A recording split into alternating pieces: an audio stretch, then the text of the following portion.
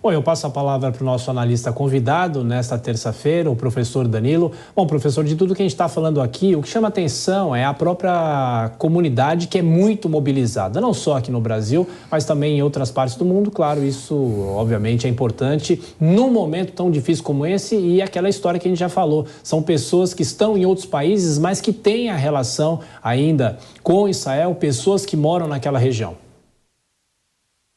Na verdade, a história do povo israelense, portanto, né, da comunidade judaica, que falar de nação israelense é falar de um parâmetro propriamente nacional, e falarmos de judaísmo é falar de comunidade, tradição religiosa, não é? Ela é fundada numa longa trajetória, não é? Uma longa trajetória que vem desde a diáspora, não é? Na época do Império Romano, passando, não é? Por uma longa expatriação dessa comunidade do seu território, vinculando-se, prendendo-se sempre à palavra, à linguagem, ao hebraico e à própria tradição religiosa.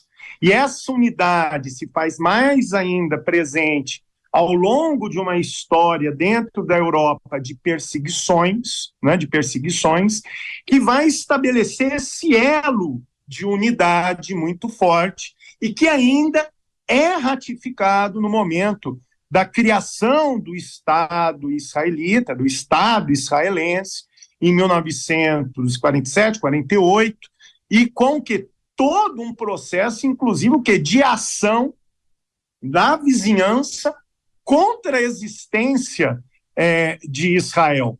Nós temos que lembrar que a própria independência de Israel gera um conflito, que é a guerra de independência. Posteriormente nós teremos o quê? A guerra dos 6 dias, depois a guerra de Yom Kippur, e isso vai sempre trazer o quê? Uma ideia de unidade, mas sempre fundamentada na lógica da tradição. Inclusive, quando eu falo de perseguição, eu falo do trágico passado do Holocausto, né? Então, esse é o fundamento que, inclusive, gera um histórico sentimento de solidariedade ao povo israelense desde a segunda metade do século XX, né, com o fim da Segunda Guerra Mundial. Então, esses são os fundamentos básicos para explicar não só a coesão do povo, mas como também a solidariedade de grande parte da comunidade internacional.